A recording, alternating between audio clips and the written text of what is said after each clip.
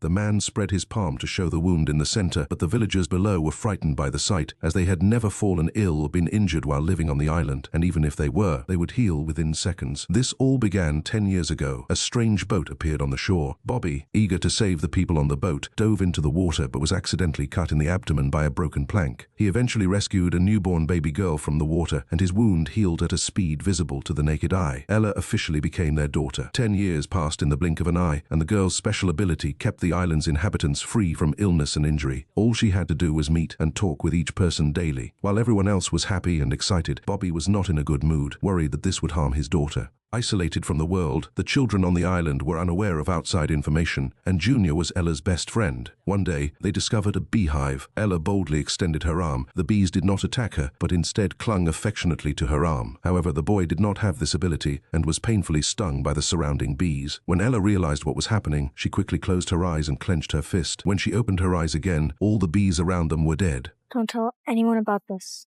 okay? Junior, promise? Okay, I won't. Due to the large fishing boats outside continuously harvesting, their meager equipment led to diminishing catches. As winter approached, and eventually turned their attention to Ella. What you got? We're still short on cod.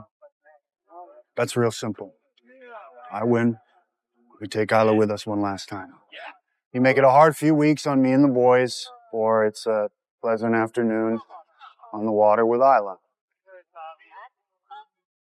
Bobby returned home with a face full of scars and quietly sat by his daughter's bedside. Though his injuries were slowly healing, he was not happy. He had lost this gamble and would need to take Ella fishing the next day. He could have refused, but as the village chief, he was responsible for everyone. The next morning, a habitual long line formed outside the wooden house. After treating everyone's injuries and illnesses, Bobby took Ella on a small boat. The villagers cast their nets into the water, and Ella extended her arm into the water. Within seconds, thousands of fish swarmed towards them, and the villagers smiled with excitement, unaware that something unexpected was happening back on the island. A child, seeking thrills through Ella's special ability, ate a poisonous fruit. Believing Ella's presence guaranteed safety, they rushed to the wooden house, only to find no one waiting for Ella. When they finally arrived for treatment, the boy had already stopped breathing. Ella tried but confessed she was powerless. She could heal injuries and illnesses, but not bring the dead back to life. The first death in years scared the island residents and greatly affected Ella. A woman accidentally cut herself while chopping vegetables, and her wound did not heal. Her father cut his own palm with a knife and realized the truth. Ella's ability had disappeared. This led to the scene at the beginning of the story. He told the island residents that Ella's power might have been exhausted or temporarily lost due to the shock. He suggested stopping the daily visits, which displeased many. Over the past 10 years, they had become accustomed to being free from illness and injury. They treated Ella as a tool for eternal life, shared by everyone. Even though it was clear Ella had lost her ability, they were unwilling to give up the daily visits. Isla has given us a lot.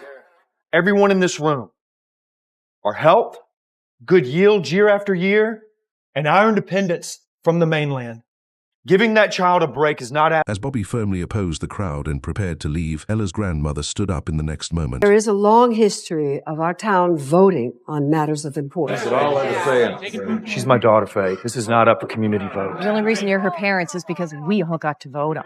Yeah! That's right. Yes, so let's have a show of... The voting results were disheartening. Most of the islanders didn't care about her well-being. The next day, a long line once again formed outside the wooden house. After the visits, the parents of the deceased boy approached the village council. The boy's death had caused his sister to become depressed, and with Ella having lost her ability to heal, they wanted to leave the island and go to the mainland. However, Bobby sternly refused their request. We signed up for the same thing. You can't keep us here. Sorry. Fuck you, Bobby. The situation ended unpleasantly, but Bobby had no regrets. If anyone left the island, Ella's existence could no longer be kept secret. He had long considered her his own daughter, and felt he had no choice but to control the boats to protect her. Meanwhile, several islanders were engaged in psychological mutual aid. They had all suffered from severe illnesses before. An old man declared that Ella was a gift from the sea, belonging to everyone present, and he didn't care what price she had to pay. However, mid-sentence, he suddenly faltered. The old man had Alzheimer's, and without Ella's treatment, his condition had flared up. Late at night, Ella's mother came to her bedside, only to discover that her own hand wound was healing. and Bobby's wounds began to heal rapidly as well. Perhaps Ella's ability hadn't disappeared, but it changed from being active 24 hours a day to only when she was asleep. The woman rushed downstairs, intending to bring the old man for treatment, but Bobby stopped her. If the old man found out, the entire mutual aid group would know, and they would swarm Ella again, leaving her unable to sleep peacefully. Ella had grown up and was becoming a young lady. Bobby couldn't tolerate people standing by her bed every night, even if it was to treat the old man. They needed to plan carefully before treating him. Not all the townspeople were ungrateful. Jack, a doctor who had once overseen the health of the islanders and witnessed many life and death situations, was grateful to Ella. That evening he burst into the mutual aid meeting, condemning the group's ingratitude and selfishness. Everyone knew their actions were despicable, but the lure of living decades longer was irresistible. In the end, Jack was expelled. Disappointed and fearful, he went to the deceased boy's home and expressed his desire to secretly leave with them. The man showed Jack his work, indicating that the boat could accommodate only 2 more people. Meanwhile, the old man, now ill, arrived at Ella's house. Seeing his disoriented state, the compassionate woman brought him upstairs. When he left, he was restored to normal, but Bobby was awakened by the noise. We agreed we were going to keep this a secret. She's my mother. The old man did not disappoint, spreading the news across the island the next day. Villagers pressured Bobby to take Ella fishing and allow them to visit her. The old man, leading the charge, handed Bobby a bottle of sleeping pills, suggesting it would make the child sleep better and their actions easier. Human selfishness was laid bare. Even more heartbreaking, Bobby's wife agreed to the plan. What are you talking about, Grace? Drugging our child? That's the option? People take sleeping pills all the time. Not kids! Grace, when we decided to be her parents, it was so that she would not be turned into a science experiment. That is exactly what we're doing.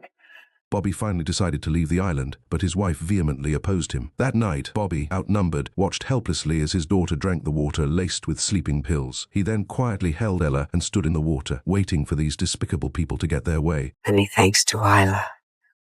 Many thanks to Isla. The operation went smoothly the previous night. The villagers harvested enough fish to last through the winter, and their ailments disappeared. Everyone was smiling with satisfaction, completely indifferent to Ella's feelings. As she grew older, she would have her own family and life. She couldn't be kept here as a tool. While Bobby was troubled by this, Jack came to see him. Both were furious but helpless. Isolation also meant no order or law, and the 2 of them alone were powerless to resist. I gotta get her out of here. I gotta get her off this rock. Upon hearing these words, Jack hesitated briefly, but then revealed the boat and the escape plan, offering his and his son's spots to Bobby and Ella. Be at their home just after sunset. However, that night, when Jack returned home, he found the old man there, asking what he and Bobby had discussed during the day. Naturally, Jack refused to tell him and once again urged the old man to be more grateful. After the conversation, the old man left the room and inexplicably began to cry. Jack, meanwhile, suddenly felt unwell while drinking and collapsed within seconds. The toppled bottle revealed a few fruits identical to those the boy had eaten before his death. The mutual aid group set a large fire, attempting to destroy the evidence. Bobby was carrying Ella to the boat. The boy's family also noticed Jack's wooden house burning and, sensing danger, left early. By the time Bobby arrived, he only saw their backs. Dad? Dad, come here! When he and Ella reached the scene, the fire was uncontrollable. Bobby was in immense pain, realizing what had happened. Bobby realized they had gone mad and needed to leave with his daughter immediately. The next day, a speedboat approached the island. The islanders rang the alarm bell, and as the village chief, Bobby went to meet the newcomers. The visitors, a policewoman and a social services worker, had been informed by the family that escaped, reporting Ella's potential danger without revealing her ability. And we have reason to believe there's a child welfare issue on the island. So, if you could take us to the home of Isla Ben. Well, that's my daughter. Maybe I could answer some questions for you. No, first order of business is just to have a conversation with the child. As they neared Ella's house, the islanders' behavior grew increasingly alarming. Junior, Jack's son, approached the speedboat, having intended to escape, but was intrigued by the investigation form describing Ella.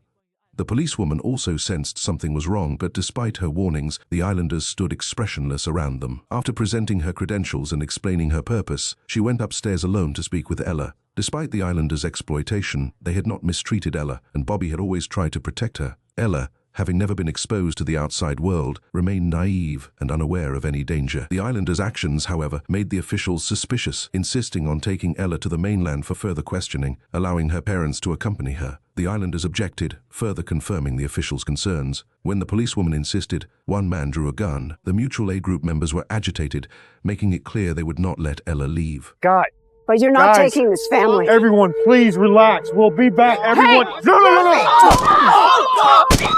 The outcome for the officials was grim. They dragged Bobby inside, threatening to kill him unless he promised not to leave the island, and allowed them to use Ella as they pleased. To save his life, Bobby had to agree. The old man then carried a sleeping potion upstairs. The situation was dire, and they offered no explanation. Ella, scared without her father, resisted instinctively, not knowing what was in the cup or what her mother intended. To everyone but Bobby, Ella was a tool to be manipulated. They pinned her down and forced the potion down her throat. Downstairs, the islanders remained expressionless as Bobby faced death, and the sounds from upstairs echoed. At that moment, Junior burst in with a gun. As Ella's best friend, he truly cared about her. Though unaware of the details, he could see Ella was unwilling. What were you just doing to her? Nothing. She's crying. Junior, Isla is fine. Please put the gun Think down. this through, Junior. What did you do to my dad? Your dad was my best friend. We were family. You killed him, didn't you? No. Junior, we are family, and we will get through this together. Now put the gun down. Stop lying.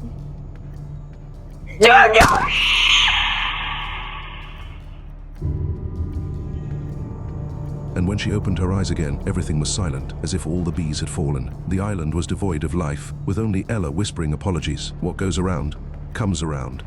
The selfish islanders ultimately paid with their lives. Remember to subscribe to Cinema in 10. See you in the next movie.